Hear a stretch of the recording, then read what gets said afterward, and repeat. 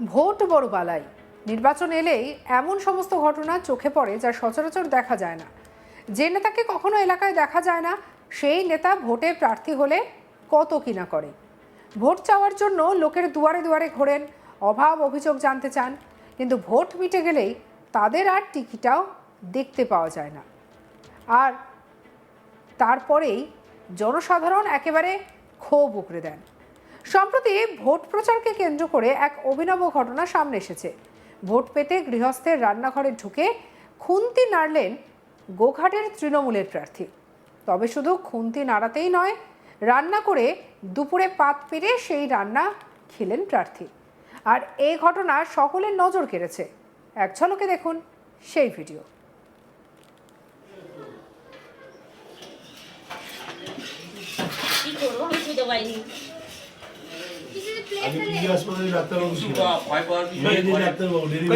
Operation করতাম, সেটা ছেড়ে আমি উলবেরিয়া 3 বার এমএলএ হয়েছি, 3 বার মন্ত্রী হয়েছি।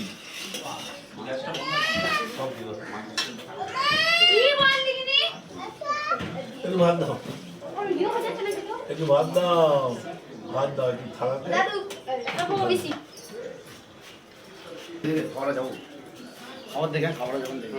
ছোট প্লেটে 2 চামচ ভাত।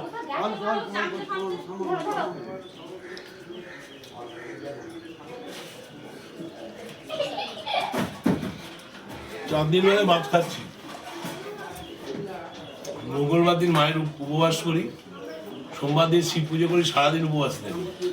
সোমবার দিন শিবের জন্য সারাদিন উপবাস থাকি। মঙ্গলবার মা কালী পুজো করি, বুধবার দিনটা খাই মাছের ঝোল খাই।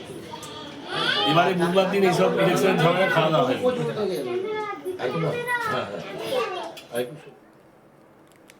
হুগলিতে অন্যরকম প্রচারের ছবি তুলে ধরলেন গোঘাট বিধানসভার তৃণমূল কংগ্রেসের প্রার্থী ডক্টর নির্মল মাঝি। সকাল হতেই প্রচারের ব্যবস্থায় নিজেকে সঁপে দিলেন তিনি। দিনের শুরুটা করলেন গোঘাটের এক কালী মন্দিরে পুজো দিয়ে। পুজো সেরে বেরিয়ে পড়লেন জনসংযোগে। একের পরে গ্রাম, পাড়া, মহল্লায় গিয়ে গিয়ে মানুষের সঙ্গে সরাসরি কথাও বললেন। কোথাও বৃদ্ধার হাত ধরে খোঁজ নিলেন তার স্বাস্থ্যের, কোথাও আবার যুবকদের সঙ্গে বসে এলাকার উন্নয়ন নিয়ে আলোচনা করলেন। তার এই সরাসরি যোগাযোগে স্পষ্ট হয়ে ওঠে মানুষের সঙ্গে তার নিবিড় সম্পর্ক গড়ে তোলার চেষ্টা। তবে এই প্রচারের মধ্যেই এক অদ্ভুত মুহূর্ত ধরা পড়ে, যা সাধারণ রাজনৈতিক প্রচারের গণ্ডিকে ছাপিয়ে যায়। প্রচারের ফাঁকেই এক গৃহস্থের বাড়িতে ঢুকে পড়ে নির্মল মাঝি, আর সেখানেই চলছিল রান্নার প্রস্তুতি। আর সেখানে গিয়ে নিজেকে আটকে রাখতে পারলেন না তিনি, একেবারে ঘরের লোকের মতো হাত লাগালেন রান্নায়। চুলোর সামনে দাঁড়িয়ে খুন্তি হাতে নিয়ে নেড়েচেড়ে রান্না করলেন।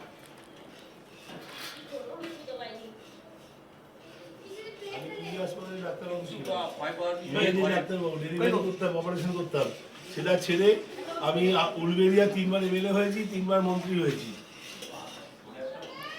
এই দৃশ্য দেখে স্বাভাবিকভাবেই আবেগ আপ্লুত হয়ে পড়েন বাড়ির সদস্যরা। তাদের কথায় প্রার্থী হয়ে কেউ এভাবে আমাদের সঙ্গে মিশে যাবেন ভাবতেই পারেনি। রাজনৈতিক দূরত্ব ভুলে এই আন্তরিকতায় তারা যেন আপনজনকেই খুঁজে পেলেন।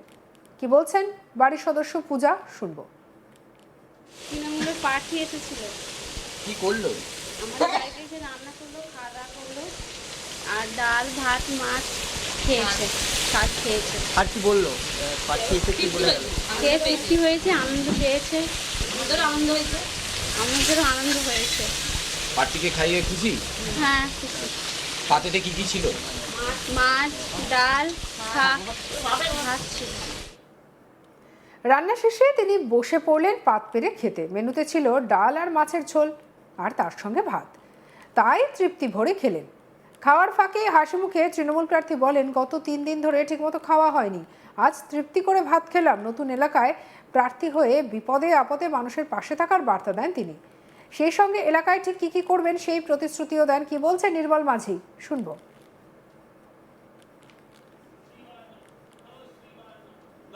কোথায় কোথায় প্রচার করলেন? আমি এখানে গ্রামে বাড়িতে বাড়িতে যাচ্ছি। তা একটা বাড়িতে রান্না হচ্ছিল, আমি রান্নাতে হাত লাগালাম। বৌমাদের সঙ্গে, মায়েদের সঙ্গে, বোনেদের সঙ্গে আমি তৃপ্তি করে, ওরা খেতে অনুরোধ করলো। আমি ডাল ভাত, মাছের ঝোল, সবজি একবার তৃপ্তি করে খেলাম। 3 দিন বাদে ঘুরতে ঘুরতে মনে হলো হ্যাঁ, নিজের নতুন ঠিকানা, নতুন ঘরটা, এটাতেই শেষ জীবনে শেষ মৃত্যুর দিন অবধি কাটিয়ে দেবো। আর এখানে উন্নয়নের কাজে আমি সমর্পণ করব নিজেকে। একটা বড় মেডিকেল কলেজ, সেটা প্রাইভেটই হোক আর সরকারি হোক, একটা বড় সরকারি মাল্টি সুপার স্পেশালিটি হাসপাতাল, প্রতিটা পঞ্চায়েতে একটা করে অ্যাম্বুলেন্স, আর পুরো বিধানসভা ক্ষেত্রের জন্য একটা 60 লক্ষ টাকার একটা বড় মানুষকে বাঁচানোর জন্য যে ভেন্টিলেটর অ্যাম্বুলেন্স, সেই অ্যাম্বুলেন্সের ব্যবস্থা করব। একটা অডিটোরিয়াম করব, যেখানে চিত্ত বিনোদনের জন্য নাটক, যাত্রা, থিয়েটার হবে। গরিব মানুষেরা একসঙ্গে বসে 1000-1500 মানুষ একসঙ্গে বসে উপভোগ করতে পারবে। সেখানে সাহিত্যিক, বুদ্ধিজীবী, কবিতা, গান, নৃত্য, গীত, ছন্দ সমস্ত কিছু হবে। আর রামকৃষ্ণের এই আশ্রমিক পরিবেশে, তার পুণ্য জন্মস্থানে এসে আমি ধন্য হয়েছি। সেখানে আমার মনের শেষ ইচ্ছে পূরণ করব। একটা অনাথ আশ্রম, অরফানেজ, একটা বৃদ্ধাশ্রম, ওল্ড এজ হোম, একটা ডেস্টিটিউট উইমেন সেন্টার, নির্যাতিতা মহিলা আশ্রম, সত্যম শিবম সুন্দরম আনন্দ আশ্রম একটা করব। এবং এটাই হবে আগামী দিনে বাংলার মুখ, এটাই হবে আগামী দিনে মনুষ্যত্বের অঙ্গীকার, মানবিক মুখের একটা প্রচেষ্টার একটা ছাপ। এখানকার মানুষের সঙ্গে মিলেমিশে, যেমন 30 বছর ধরে করছি বিনা পয়সায় চিকিৎসা। আমি যেখান থেকে ছেড়ে এসেছি উত্তর উলবেড়িয়া, সেখানে এতটা উন্নয়ন হয়েছে মমতা বন্দ্যোপাধ্যায়ের হাত ধরে, অভিষেক বন্দ্যোপাধ্যায়ের নেতৃত্বে। মানুষ আজকে কাঁদছে ওখানে ছেড়ে দিয়ে এসেছি বলে। মানুষ, সাধারণ মানুষ, মেয়েরা, বউয়েরা, ছেলেরা, মেয়েরা, যুবক, ছাত্র, সকলেরা। আমি এখানেও এমন কাজ করতে পারি যাতে মৃত্যুর পরেও আবার মানুষ বলে এরকম একটা মানুষ যেন 50 বছর পরে আবার জন্ম নিয়ে ফিরে আসে। কেমন সারা পাচ্ছেন মানুষের? ব্যাপক, কোনো কথা হবে না। আমি আপ্লুত, আমি অভিভূত। এখানকার মানুষ, এখানকার সাংগঠনিক নেতৃবৃন্দ সবাই, গ্রুপ গোষ্ঠী নির্বিশেষে সবাই পথে আছি আমরা। ওরা রথে আছে, আমরা মানুষের সাথে পথে আছি।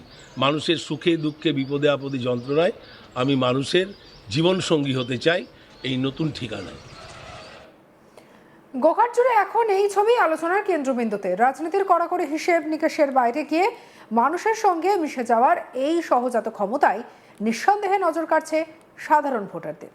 নির্বাচনের ময়দানে প্রতিশ্রুতি অনেকেই দেন, কিন্তু এভাবে মানুষের ঘরে ঢুকে তাদের সঙ্গে একই থালায় বসে খাওয়া, এই মানবিক দৃষ্টান্তই হয়তো ভোটের সমীকরণে নতুন মাত্রা যোগ করবে।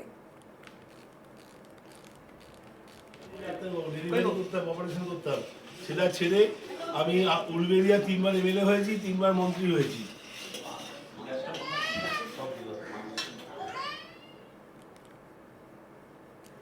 সঙ্গে রাখুন আজ তাক বাংলাকে। অন্যান্য খবরের জন্য লাইক, কমেন্ট, শেয়ার, সাবস্ক্রাইব করতে ভুলবেন না।